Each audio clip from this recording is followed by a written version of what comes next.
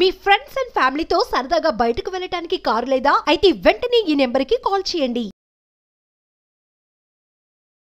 నమస్తే, నేను జీవి సత్యనారాయణ. ఈ ఎపిసోడ్లో 90% సబ్సిడీతోటి ఏదైతే పరిశ్రమలు ఉన్నాయి కొన్ని వాటిల్లో ఒక దాని గురించి మీకు ఇప్పుడు చేస్తాం. అంటే 90% సబ్సిడీతోటి పాడి పరిశ్రమలు ప్రభుత్వ సహాయం పొందుతాయి అన్నమాట. ఎవరైతే ఈ వీడియో వింటుర్రో జాగ్రత్తగా వినండి, పెన్ను నోట్ బుక్ దగ్గర పెట్టుకోండి. 90% సబ్సిడీ వస్తుంది. అది ఎలా వస్తుంది, ఏమొస్తుందో నేను ఎక్స్ప్లెయిన్ చేస్తాను. ఇంకా మీకు ఏదైనా డౌట్ అనిపిస్తే మీ పేరు, ఊరు ఏదైతే అడగదలుచుకున్నారో ఒక మెసేజ్ రూపంలో వాట్సాప్ మెసేజ్ పెడితే నేను తర్వాత మళ్ళీ మనము చేస్తాం. ఈ 90% సబ్సిడీ ఏమొస్తుంది, ఎవరికి వస్తుంది, ఎప్పుడు వస్తుంది, ఎక్కడిస్తారు, ఎట్లా ఇస్తారు, ఆ ప్రొసీజర్ ఏంటిదో చూద్దాం. ఈ 90% సబ్సిడీ ఏదైతే పాడి పరిశ్రమలకు సంబంధించిందనమాట. ఈ 90% అంటే 100 రూపాయలు పెట్టుబడి పెడితే 90 రూపాయలు గవర్నమెంటే నీకు ఫ్రీగా ఇస్తుంది సబ్సిడీ.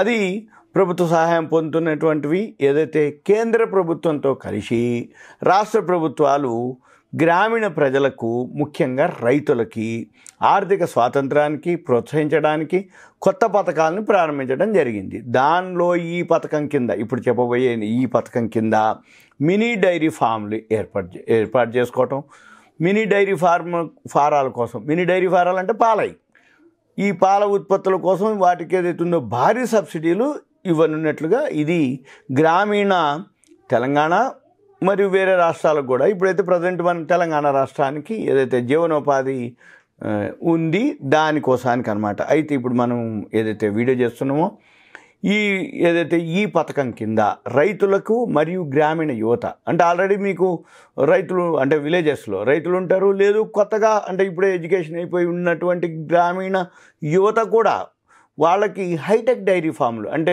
ఎక్కువ గేదెలను పెట్టుకొని డైరీ ఫామ్ మెయింటైన్ చేయటం, దానికోసానికి హైటెక్ డైరీ ఫామ్స్ అంటే మోడర్న్గా పాత రోజుల మాదిరి కాకుండా హైటెక్ డైరీ ఫామ్ చేయటం, దానికి సంబంధించి ఏదైతే ఉందో అంటే పశుపోషణ ద్వారా అంటే ఏదైతే గేదెలు, ఆవులు ఉన్నాయి పశుపోషణ, మళ్ళీ దాని ద్వారా స్వయం ఉపాధి చేసుకొని స్థిరమైన ఒక రెగ్యులర్గా ఫిక్స్డ్ ఇన్కమ్గా చేసుకోవటానికి ఆదాయ వనరులుగా ఇది ప్రోత్సహించడం ఈ పథకం యొక్క లక్ష్యం, ముఖ్యోద్దేశం.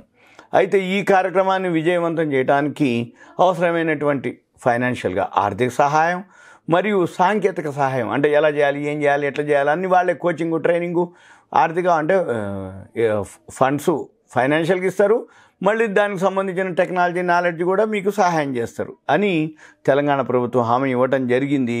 అయితే ఈ సబ్సిడీ కింద, ఈ పథకం కింద 10 పాలు పితికే జంతువులు ఉండాలి.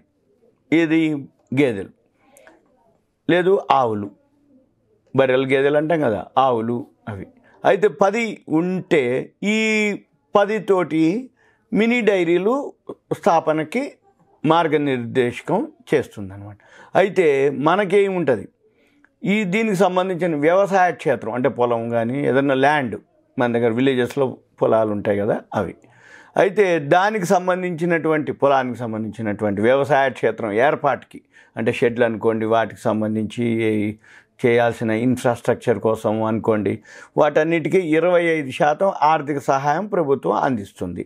తర్వాత ఈ అదనంగా రైతులకి ఏదైతే వాళ్ళు పాలు ఉత్పత్తి చేస్తారో ఆవుల నుంచి కానీ గేదెల నుంచి కానీ వాటికి మళ్ళీ ప్రతి లీటర్ పాలకి ఒక 5 రూపాయలు ప్రోత్సాహకం అంటే ఎడిషనల్గా ఒక 5 రూపాయలు ప్రోత్సాహకం ఇస్తారు.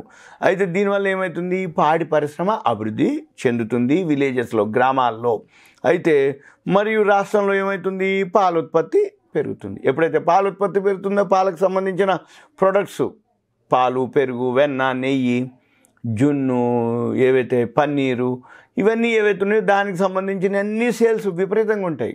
ఎందుకంటే ఎక్కువ శాతం ఓన్లీ విలేజెస్లోనే ఇవి జరుగుతాయి. సిటీలో వచ్చేటప్పటికి ఇవన్నీ అవకాశాలు ఉండవు. కాబట్టి ఇప్పుడు వాళ్ళకి ఉపయోగపడుతుంది అనమాట. విలేజ్లో ల్యాండ్ ఉండి, పొలం ఉండి, ఎవరైనా రైతులు ఉండి, లేదు వాళ్ళ పిల్లలు కానీ వాళ్ళు ఎవరైనా చేసుకోగదలుచుకున్న వాళ్ళందరికీ ఇది బాగా ఉపయోగపడుతుంది.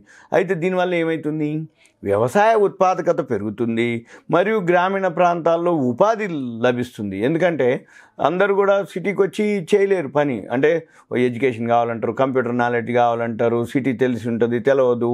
మళ్ళీ ఇక్కడ వచ్చే ఇన్కమ్ ఖర్చులు అవన్నీ కాకుండా ఉపాధి అవకాశాలు విలేజ్లో ఉన్నవాళ్ళు విలేజ్లోనే ఉంటూ గ్రామాల్లో ఉంటూ ఉపాధి అవకాశాలు సృష్టించేందుకు తెలంగాణ ప్రభుత్వం చేస్తున్నటువంటి ఈ కృషిలో ఇది ఒక భాగం. అయితే మినీ డైరీ ఫామ్ ఏదైతే ఉందో దీన్ని అనమాట, అంటే ఈ పథకం పేరు మినీ డైరీ ఫామ్తో పాటుగా పశుపోషణకు ఉపయోగపడేటటువంటి పశుధన కృషి క్రెడిట్ కార్డు అనమాట. దీనికి ఏం చేస్తారయ్యా, పశుధన కృషి క్రెడిట్ కార్డు స్కీమ్ అనమాట. అయితే ఈ పశుపోషణకు ఏదైతే ఉపయోగపడుతుందో పశుధన కృషి క్రెడిట్ కార్డు స్కీమ్తో మరిన్ని వ్యవసాయ సహాయ కార్యక్రమాలు కూడా ఇప్పుడు ఈ వీడియోలో మీకు ఓన్లీ ఇది ఒకటే చెప్తున్నాం. ఇంకా చాలా చాలా స్కీమ్స్ ఉన్నాయి. అవన్నీ కూడా వ్యవసాయ సహాయ కార్యక్రమాలని ప్రభుత్వం ప్రవేశపెట్టడం జరిగింది. అయితే ప్రస్తుతం కర్ణాటకలో 1.54 లక్షల మంది రైతులు దీని ద్వారా ఈ కార్డు ద్వారా లబ్ధి పొందుతున్నారనమాట. ఏది పశుధన కృషి క్రెడిట్ కార్డు స్కీమ్. మీరేం చేయాలి, వీడియో వినేవాళ్ళు జాగ్రత్తగా 1-2 సార్లు విని రాసుకోవాలి. పశుధన కృషి క్రెడిట్ కార్డు స్కీమ్, ఇది స్కీమ్ అనమాట. దీంతో మనము ప్లాన్ అనమాట. అయితే ఈ పథకం ఇప్పటికీ తెలంగాణలో అమలు చేయడం జరిగింది. మళ్ళీ ఇప్పుడు ఇదే స్కీమ్ని వేరే రాష్ట్రాలకు కూడా విస్తరించాలని భావించడం జరిగింది. అయితే మినీ డైరీ ఎవరైతే పెట్టదలుచుకున్నారో, ఎవరికైతే ఆసక్తి ఉంటుందో ఆ రైతులు సహాయం కోసం ఇప్పుడు వాళ్ళు దరఖాస్తు చేసుకోవచ్చు, ప్లాన్ చేసుకోవచ్చు, వాళ్ళ యొక్క ఆర్థిక స్థితిని మెరుగుపరచుకోవచ్చు. తర్వాత వాళ్ళకు ఒక ఉపాధి, నికర ఆదాయం ఇవన్నీ కూడా జరుగుతాయి అనేదన్నమాట. ఈ అవకాశాన్ని ఉపయోగించుకోవాలి. అయితే మన పని ఏంటిదిగా, ఇవన్నీ చూసుకొని విని మీకు ఏదైతే ఇంట్రెస్ట్ ఉందనుకోండి, మీరేం చేయాలి, మీ పేరు, ఏరియా, దయచేసి కాల్ చేయొద్దు, మీ పేరు, ఏరియా వాట్సాప్ మెసేజ్ పెట్టి ఈ ఏదైతే పశుధన కృషి దానికి సంబంధించిన ఒక చిన్న మెసేజ్ పెడితే నేను వీలు చూసుకొని మీకు రిప్లై ఇస్తాము, చెప్తాము, అడ్వైజ్ చేస్తాము, సర్వీస్ కూడా హెల్ప్ చేస్తాం. ఓకేనా? సుమన్ టీవీ ప్రేక్షకులు ధన్యవాదాలు, థ్యాంక్ యూ. ఇదంతా కూడా మీకు ఒక అవేర్నెస్, ఎడ్యుకేషన్, ఇన్ఫర్మేషన్ మాత్రమే. సెలవు.